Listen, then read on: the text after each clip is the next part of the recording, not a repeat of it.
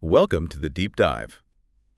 All right, let's jump right in. We've got quite a pile of material here sent in by you, our listener, and it's all about something that sounds, well, incredibly frustrating. Imagine this. Your Samsung phone, the one you use every day, suddenly starts acting weird. Maybe it stops charging properly, or the battery just tanks in a few hours, or it gets really slow and laggy. And the key thing, the real kicker, is that this happens right after you install a software update. So we've been digging through reports, user complaints on forums, some investigations, and even looking at legal discussions. It all seems to circle around this specific scenario, often pointing towards a period around January 2025 and a particular software version, oneui 7. That's exactly it. The core question that comes up again and again in the material you sent, and what we're really trying to unpack here is this. Are these widespread problems just, random bad luck? A few bugs slipping through? Or is there something more systemic happening? Could it even be connected to that really thorny idea, that concept of forced obsolescence? Right. So we're not just here to list what went wrong for so many people around that time. We want to explore why. Why might these things be happening? What's the actual impact on you, the consumer, who just shelled out for a device you expect to work? And importantly, how incredibly difficult it seems, based on this material, to really pin down whether this is all accidental or, well, maybe not.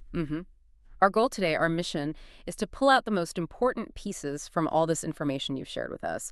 We'll break down the specific problems people reported, look at the sometimes extreme lengths users went to just to try and fix their own phones. We'll also analyze how Samsung responded, or perhaps how they didn't respond to certain things, and then look at the bigger picture consumer rights, the legal challenges, especially around proving something like forced obsolescence. Okay, let's really get into it. Let's unpack this. So the sources we looked at, they keep pointing back to this specific time window, starting roughly January 2025. That seems to be the flashpoint for these widespread issues. Yeah. What exactly happened then, according to the reports? Yeah, the strong correlation in the material is with the rollout of Samsung's One UI 7. Now, One UI, for anyone not familiar, isn't just plain Android like you'd find on, say, a Google Pixel. It's Samsung's own custom layer on top. Their interface, their features, their apps, all running over the core Android system. And this version, One UI 7, is built on Android 15. The timeline, as best we can piece it together from forum posts, tech reports, user comments, it looks like the beta testing for One UI 7 started not long before, maybe December 2024. Then the official public release, the stable version, started hitting some devices in some regions from January 2025. And an interesting detail noted in the sources is that this timing lines up exactly with the release of the Android security bulletins for January 1st and January 5th, 2025. So while security patches are normal, this period marked the start of the push for the big One UI 7 software change, not just a minor tweak. Okay, so users weren't just getting a quick security fix. They were getting a major overhaul of the operating system, the interface. And bang, immediately after installing it, the complaints started pouring in. That's the connection the sources really emphasize, that immediate strong correlation, the sheer number of reports, the timing across different places, online Reddit threads, Samsung's own community forums, comment sections on tech sites, it all aligns right with the start of that One UI 7 rollout in January 2025. And the rollout itself doesn't sound like it went smoothly at all. Some sources describe it as fraught with difficulties. It hit different phone models, different regions, over several months, and the problems kept popping up, or new ones emerged well into the spring, even May 2025 in some accounts. So yeah, not a quick clean update. It sounds like it was troubled right from the get-go, and users felt the pain. Okay, given how widespread and frankly severe these problems sound, what does Samsung say? How did they respond? Do they acknowledge these major issues affecting potentially lots of different phones? Well, this is where it gets really interesting and maybe quite frustrating for the users involved based on the material. Samsung did take some action. They reportedly paused the global rollout of One UI 7 around April 2025. So yes, they stopped it for a bit. But, and this is a really critical point, emphasizing the sources look at the reason they publicly gave for hitting pause, it was pinned on a critical glitch. But this glitch specifically affected their brand new phones, the Galaxy S24 series, the Z Fold 6, the Z Flip 6, and the glitch itself. It was about problems with unlocking the phone and maybe some security issues with their secure folder feature. Right, okay. So they stopped the update, but only because of this specific bug hitting their newest, shiniest models. Right. They saw that particular problem on the S24s and the foldables and pulled the plug. Exactly. They addressed that specific, relatively narrow issue, pulled the firmware for those models, presumably started working on a fix. And doing that, well, it lets them show they're being responsive, right? They found a bug on their flagships, they acted. It's a clear problem, a clear action. But, and this is the big but that comes through loud and clear in the sources, there's this really noticeable silence. A lack of any big official public statement from Samsung about the much wider range of really severe problems that users started reporting way back in January 2025. Things like phones completely refusing to charge, batteries draining incredibly fast, massive performance slowdowns, affecting not just the new phones, but older models too. So they address the limited bug on the new phones publicly, but stay quiet on the potentially huge crippling issues affecting potentially way more users across different models. That contrast does sound, well, strategic. Yeah, that's certainly how the material suggests it could be seen. As a calculated approach to communication and, frankly, risk management. Think about it. Acknowledging and fixing a specific technical bug on your latest phones, that's manageable. It shows you're fixing things, you're responsive, it's contained. But imagine if they issued a statement saying, oops, our major oneui 7 update might be systematically degrading performance or causing hardware failures, like stopping phones from charging, on potentially millions of devices across different generations. Yeah, that would be explosive. Right. It would pour fuel on those forced obsolescence claims like nothing else. It could trigger an avalanche of warranty claims, maybe even outside the normal period if users argue the update caused the failure. And the damage to brand trust, immense. So the sources suggest this stark difference, fixing the specific glitch versus the quiet approach on the broader issues, points towards a deliberate strategy. Contain the fallout, avoid validating the most damaging accusations. So if your phone suddenly wouldn't charge or the battery life just disappeared overnight, the official response from Samsung support was often just empty words. Pretty much, based on the user reports. There is a quote mentioned in the material, apparently, from a Samsung support agent that goes something like, please be advised that Samsung is continuously working on improving and expanding the software of our devices, so please stay tuned for updates from time to time. And the sources really highlight how, inadequate and frustrating that sounds if your phone is basically a brick because it won't charge. It doesn't acknowledge your problem, gives no timeline, no real help. Now, maybe they're quietly gathering data behind the scenes through their forums, the sources suggest they are, but the public response to these really critical, widespread problems, minimal, almost non-existent. And it's worth adding, the material suggests the oneui 7 rollout wasn't just about that one critical glitch they paused for. The sheer variety of problems reported updates failing to even install with specific error codes, systems becoming sluggish, batteries draining, and those critical charging malfunctions, all happening over that extended January to May timeframe, affecting different generations of phones. It points to maybe deeper systemic issues. Problems with Samsung's whole software development, testing, rollout process for this big update. The sources mention specific examples like Verizon having major issues with the January patch on the S21 Ultra models. It got so bad, apparently Verizon and Samsung had to actively collaborate to try and figure it out for affected customers. So yeah, it looks like more than just one isolated bug. It feels like a pattern of instability introduced with this update cycle. Okay, let's get really specific then. What kind of problems were users actually dealing with? And the material lists quite a range, and they sound genuinely disruptive. Oh, absolutely. They really hit core functions. The sources break them down pretty clearly. Top of the list, and maybe the most alarming, are charging malfunctions. We're talking phones that charged perfectly fine one day, then after the update, nothing. Many users reported a total failure to charge with a cable. Plug it in, no response. No charging light, no battery percentage going up. And people did the basic checks, tried multiple official Samsung chargers, different cables, different wall outlets. The conclusion kept being, it's the phone itself. Post-update, some people had intermittent charging. Like, it would connect for a minute, then drop. You'd have to constantly unplug and replug, hoping it would catch. Wow. A phone that won't charge reliably via cable. That's fundamentally broken for how most of us use our phones. Totally. But it wasn't just complete failure. Other charging issues popped up too, like the loss of super fast charging. Phones that used to proudly display super fast charging would suddenly only show fast charging, or maybe even just slow basic charging, a significant downgrade in speed.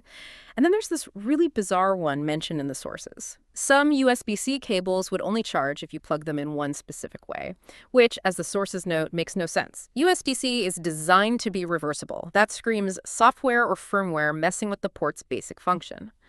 Related to that, people reported just incredibly slow charging speeds, taking literally hours to get even a tiny bit of charge. There's one specific story in the material about a Galaxy S24 Ultra owner finding their phone charged super slowly, even on a wireless fast charger after the One UI 7 update. And the weird part, the wireless charger's cooling fan was apparently running nonstop during the slow charge, something it never did before. Suggests the phone's software was misbehaving even with wireless charging. And then, maybe the most frustrating one, the fake moisture or debris warnings. The phone thinks something is wrong with the USB-C port, pops up a warning, and disables charging as a safety measure. But users swore their ports were clean, totally dry, yet the warning wouldn't go away, making cable charging impossible unless they found some tricky workaround. Okay, charging was clearly a huge mess. What else were people complaining about after this update cycle? The next big category, almost as common and just as infuriating, was battery drain and overheating. Users described a really sudden, dramatic jump in battery consumption right after the update finished installing. Phones that easily lasted a full day before were suddenly dying in hours, maybe half the battery gone by lunchtime, even if they weren't using the phone any more than usual. The contrast between before and after the update was immediate and stark. Huge inconvenience, obviously. And often going hand in hand with the battery drain was overheating. Devices were running noticeably hotter, sometimes uncomfortably warm to hold, even doing basic things. The material mentions one report of a phone hitting 43 degrees Celsius, that's around 109 Fahrenheit, just while gaming. Much hotter than it ran before the update. It suggests the new software might be making the processor work harder or less efficiently, burning through battery and generating extra heat. So even if you could charge your phone, it might still die super fast and feel like a hand warmer. What about just using the phone, the overall performance? Yep, that was another major complaint area, performance degradation and other systemic issues. People just described their phones feeling slow, sluggish. Laggy animations, stuttering when scrolling through feeds or websites, apps taking longer to open up, multitasking felt clunky. It just made the whole experience of using the phone frustrating, not smooth and responsive like it should be. Then there was application instability, apps that were perfectly stable before the update started crashing or glitching out, and sometimes this hit really critical features, Android Auto, for example. Some users reported it just stopped working completely after the update. If you rely on that for maps and music in your car, that's a huge problem. The trouble even started earlier for some folks just trying to install the update installation itself. The sources mention users running into roadblocks getting the update to finish. Specifically, Verizon users with the Galaxy S21 Ultra reported updates getting stuck, failing with error codes like 412 and 407, just couldn't get the problematic software installed properly in the first place. People also mention user interface, UI glitches, and feature impairment. Maybe smaller things, but they add up to a feeling of, a less polished, less functional experience. Things like notifications not showing up right, changes to the quick panel layout that people didn't like and couldn't easily change back, or losing quick access to things like the flashlight from the lock screen. Little annoyances, but still regressions. Incorrect unread message counts on app icons, too. And finally, some users reported a noticeable degradation of camera performance. They felt that photo processing took longer, especially for things like night mode or HDR shots that rely heavily on software. And they also reported seeing more noise, like graininess, in their photos, and colors looking duller or less vibrant compared to shots taken on the same phone before the update. Wow. Okay, when you list it all out, like that charging, battery, speed, apps, the UI, even the camera, and the update install itself, it really wasn't just one small bug, was it? It sounds like a really wide range of fundamental problems hitting different parts of the phone across different models, all starting around the same time after this update.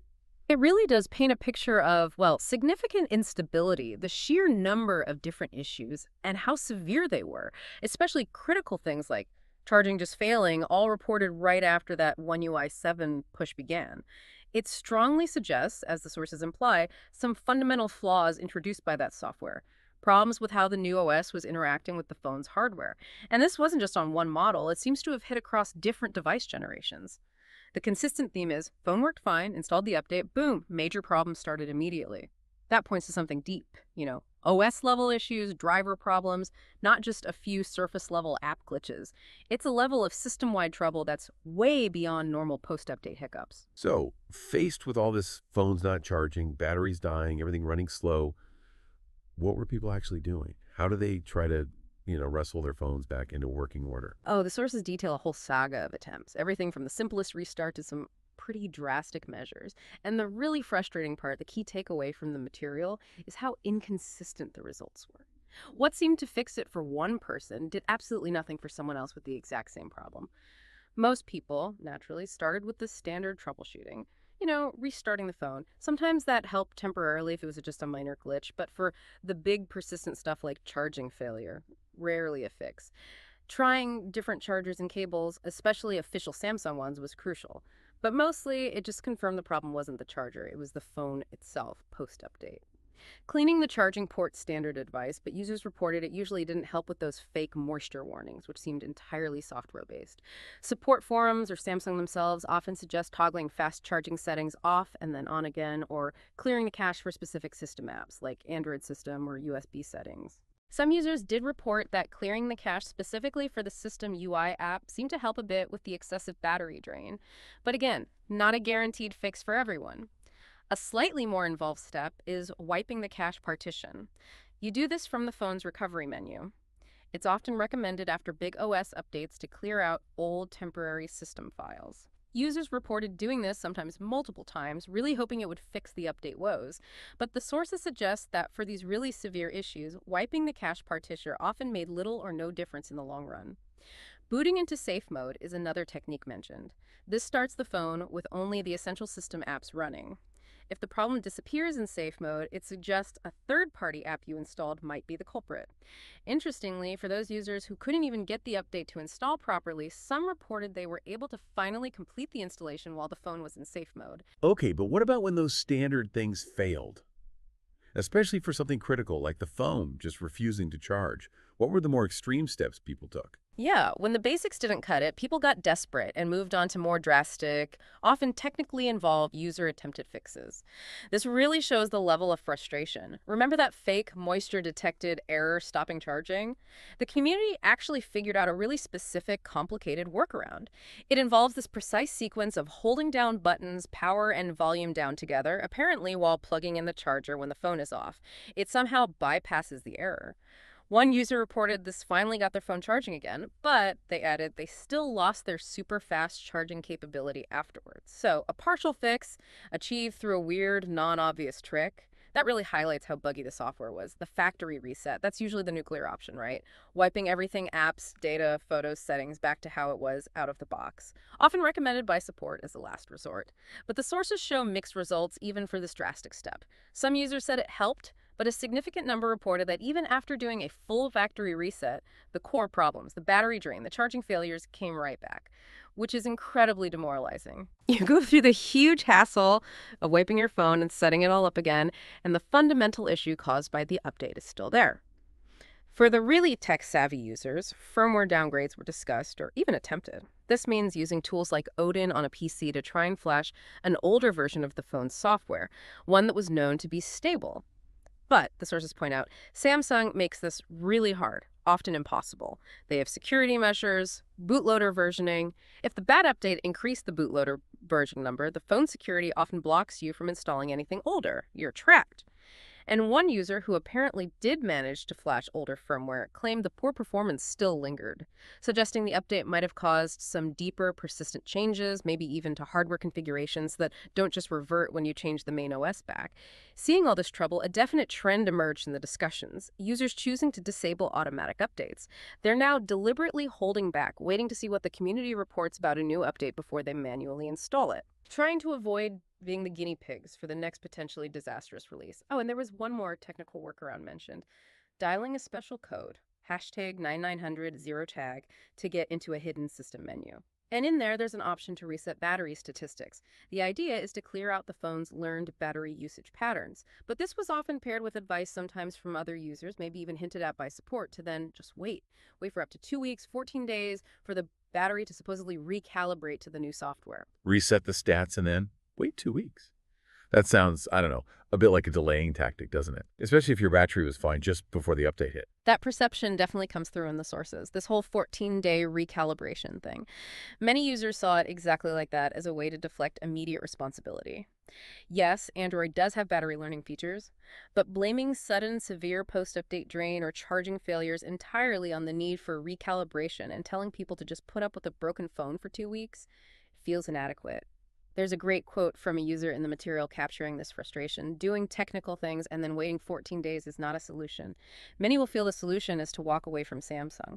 It puts all the burden, all the inconvenience squarely on the user with no guarantee it'll even work. Honestly, the sheer number of different things people tried, how complex some of them were, and how often they failed. It just underlines how serious and deep these software issues really were. Standard fixes weren't cutting it. That points to OS-level bugs, not simple app problems. The need for weird button combos or hidden menus suggests unintended behavior. And the fact that even factory resets didn't always work. That implies the bugs were either incredibly persistent or maybe even caused changes that survived the wipe. So when users basically hit a brick wall trying to fix things themselves or got those generic responses from support, where did they turn? What were the next steps for getting help or just venting? Well, primarily, they turned to each other in online communities. And unfortunately for Samsung, a lot of them started seriously considering just jumping ship to another brand. Contacting Samsung official support was often the first official step, of course, using tech support, the Samsung members app calling the hotline.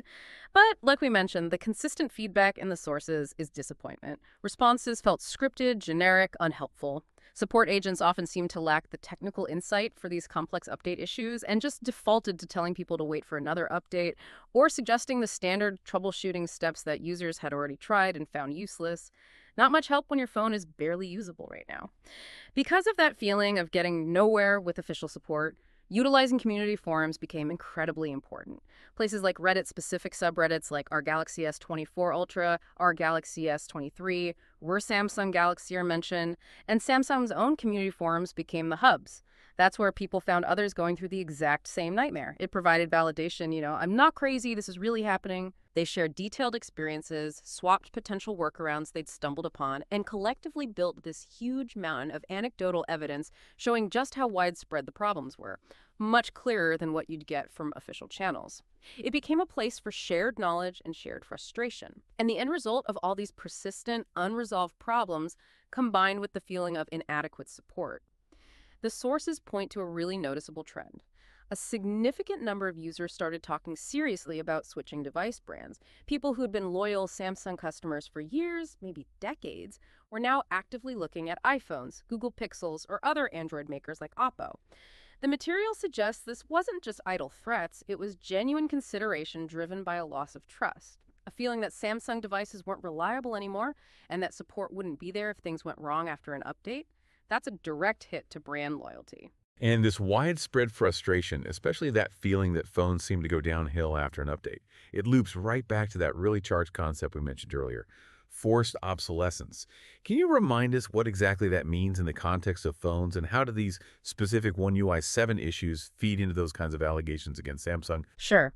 So forced obsolescence, in the tech world, it's this idea that manufacturers might deliberately design products to have a limited useful life. Or, more relevant here with software, that they might intentionally or unintentionally cause existing perfectly capable hardware to perform worse, slow down, lose battery life, lose features through software updates. The suspected motive, to subtly, or maybe not so subtly, push consumers towards buying the newer models sooner than they'd planned. And the sources make it clear this is a real deep-seated anxiety for consumers, especially when you've spent, $1,000 or more on a flagship phone. You expect it to last, to perform well for several years. The really strong emotional language you see in the user complaints, words like betrayed, scammed, feeling like their phone is suddenly unusable. It reflects this sense of anger when a device that was working fine suddenly takes a nosedive right after a software update. So the thinking is, my phone was great, I installed their update, now it's slow or broken. Are they doing this to me on purpose to make me buy the S25 or whatever's next? Exactly. That suspicion comes through loud and clear. A recurring theme in the complaints is this perception. Samsung phones launch. They're amazing performers. Then, over time, with updates, performance seems to decline, battery life gets worse. And crucially, users often feel this decline happens around the time the phone is maybe a year old, or, and this is key, right around when Samsung releases its new models. That timing just fuels the suspicion that maybe it's not accidental, maybe it's deliberate, time to encourage upgrades. The material even includes some attempts by users to demonstrate this, like that one user comparing S24 Ultras. They claimed a brand new S24 Ultra running older software actually performed better battery, smoother operation than both another new S24 Ultra and an 11-month-old one, when both were running that problematic January 2025 oneui 7 patch. Now, if that test is accurate, it really undermines the idea that it's just normal battery aging. It suggests the software update itself is the problem, degrading performance even on fairly new hardware. And you see similar comments from users of older phones like the S20 FE expressing long-held fears about this with every update, while S23 users specifically linked slowdowns to updates coinciding with the S24 launch. People also explicitly bring up Apple's past issues. The sources mention users recalling the whole controversy where Apple did get caught slowing down older iPhones through software, leading to lawsuits and big settlements. That history makes consumers understandably wary. It proves this kind of thing can happen, so when they see similar symptoms with Samsung updates, the suspicion of intent is much quicker to arise. It also creates this weird situation where Samsung promises, say, 7 years of updates, but some users are like, yeah, but will my phone even be usable after year 3 if the updates keep degrading it? Makes that long support promise feel hollow to some. When these kinds of forced obsolescence claims pop up generally, what does Samsung typically say? Do they have standard counter-arguments? Well, based on the material, there isn't a specific statement from Samsung addressing forced obsolescence related directly to these January 2025 oneui 7 issues, but we can definitely infer their likely defenses based on how the industry usually responds, and importantly, based on Samsung's arguments and past legal battles mentioned in the sources. One very common argument is about increased technical complexity. They'd likely argue that new versions of Android and One UI bring more features, better graphics, more background tasks. These things inherently demand more processing power, more memory, more battery. So they might say older hardware just naturally struggles to keep up. The slowdown isn't intentional degradation, it's just the result of pushing technology forward. It's a perceived slowdown due to progress. Another huge defense pillar is essential security and bug fixes. They'll emphasize correctly that updates are vital for patching security holes and fixing other existing bugs. Withholding updates would leave users vulnerable. The sources note, for instance, that the January 2025 security patch fixed over 50 vulnerabilities. So they argue updates are necessary for safety and stability, regardless of any performance impact on older hardware. And of course, they'll point to natural hardware deterioration. Batteries wear out over time, losing capacity, that's just physics. This can lead to lower battery life and might even cause the phone to throttle performance to prevent shutdowns. They'd argue that some of the perceived issues are just the phone naturally aging, completely separate from any software intent. Though, as we discussed, the sudden onset right after an update, even on newer phones, makes users question if that's the whole story. Okay, so those are the typical arguments. But have there been actual legal challenges against Samsung on this? What do the sources say about court cases or specific rulings? Yes, the sources definitely touch on Samsung's history here. They've faced class action lawsuits before in different countries, specifically alleging that they deliberately slowed down older phones via updates to drive sales. It's not a new accusation for them. The material also points out that Samsung has faced consumer lawsuits related to other products too, like appliances. One report mentioned suggested Samsung faced a higher percentage of class action suits overall compared to competitors, hinting at maybe a broader pattern of consumer issues reaching the legal system. And while the Galaxy Note 7 recall wasn't about software obsolescence, it was a serious hardware defect. It's sometimes mentioned in the context of Samsung devices having major post-purchase problems, which can feed into general consumer distrust. But here's a really significant point from the sources. Samsung has also had major legal victories, specifically a case in Italy. Back in 2018, the Italian Competition Authority fined Samsung for alleged planned obsolescence related to an update for the older Galaxy Note 4. But in June 2023, Italy's highest administrative court annulled that fine. They overturned the decision against Samsung. And the court's reasoning, as detailed in the sources, is crucial. They found the Competition Authority hadn't done enough technical homework to prove definitively that the specific software update directly caused the problems on the Note 4. And maybe even more importantly, the court said the authority failed to prove Samsung intended to make people replace their phones. They didn't prove the motive.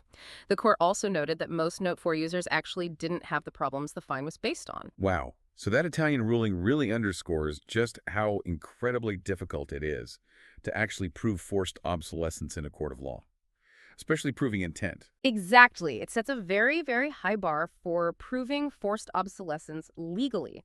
You need rock-solid technical evidence showing a direct causal link. This update caused this widespread failure or degradation. And then you need evidence of the manufacturer's intent that they did it deliberately to boost sales. That's incredibly hard to find, like smoking gun internal emails or documents. And this is the huge challenge for consumers or consumer groups. As the sources point out, they just don't have the resources, the access to the company's internal code, or the technical means often blocked by things like locked bootloaders to do the kind of deep forensic analysis needed to get that definitive proof for a court. However, the sources do mention one specific issue where users might feel they have a stronger case because it's more tangible. The green line screen defect, this is where a bright green or sometimes pink vertical line suddenly appears on the phone's display. It's a clear hardware failure. And users frequently report it happening right after installing a software update. So unlike subjective slowdowns, this is a visible, undeniable hardware problem that users are linking temporally to updates. And interestingly, the material specifically mentions users in the Philippines taking action over this green line issue. They're reportedly planning to file complaints with their Department of Trade and Industry, DTI, and looking into small claims court, especially when Samsung refuses warranty support. This shows real, organized consumer action focused on hardware damage they believe is update related, and the source confirms at least one success story. A user in the Philippines did get their S23 Plus replaced by Samsung for the green line issue after pushing for support, so it can work. Now, to be clear, the sources we reviewed for this deep dive didn't mention any specific global class action lawsuit filed yet targeting the January 2025 oneui 7 charging, battery, or performance issues specifically. But the green line situation, it provides a potential roadmap. It shows users are pursuing action for hardware problems they connect to updates. If these widespread charging failures or other critical issues from the Jan 2025 update come to be widely seen by users as similar update-induced hardware damage, you could potentially see similar collective actions emerge, especially if Samsung continues to deny warranty coverage. It's definitely something to keep an eye on. Okay, this has been a really detailed journey through the weeds of these software update problems. We've covered the timing, the specific issues, the frustrating fixes, Samsung's response, that whole thorny forced obsolescence question, and the legal hurdles. So let's pull back a bit. Why should you, our listener, really care about all this? Even if you don't have a Samsung phone or weren't affected by this specific update, what's the big picture takeaway? I think understanding this is crucial because it touches on issues that affect pretty much everyone who owns a smartphone or any device that gets software updates. It's about the value of your investment, the day-to-day reliability of devices we depend on, and ultimately your trust in the companies making this tech. It really highlights the potential downsides, the risks that can come with software updates, especially the big ones. The promise is improvement, but the reality, as these reports show, can sometimes be serious problems that mess up your device. And it also just lays bare how difficult the situation is for users when things do go wrong like this. Fixing it yourself is often impossible for deep OS issues. Getting helpful support from the company can be a battle. And taking legal action, as we saw, that's complex, expensive, and faces a really high bar for proof. You can feel pretty powerless. So based on what users and the sources tried and the paths they're exploring, here's what the information suggests you can do if you find yourself in a similar situation with severe post-update problems. First, document everything. Seriously, note the exact date the update installed. List every single problem. Be specific. Record all the troubleshooting steps you try, when you tried them, what happened. Take screenshots, error messages, weird battery graphs, anything. Keep meticulous logs of calls or chats with support dates, times, agent names if you get them, what was said. This paper trail is vital if you need to escalate things. Definitely try the standard troubleshooting clearing caches, maybe wiping the cache partition. But manage your expectations. The sources show these often don't fix the really severe, persistent issues. If your phone is still under warranty, contact support immediately. Clearly state the problem started right after installing Update X. Be persistent. If it's a critical failure like charging, insist on a warranty repair or replacement.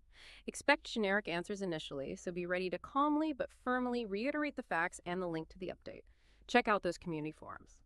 While official support might let you down, other users are often your best resource for finding workarounds, like that moisture warning trick, getting support, and seeing if others are organizing any action. If your warranty is denied or expired, but you strongly believe the update caused a hardware failure, like the green line, or maybe arguing the charging failure is similar, look into your local consumer protection agencies, like the DTI in the Philippines example. Small claims court might also be an option, depending on your location and the specifics. And proactively, consider turning off automatic software updates.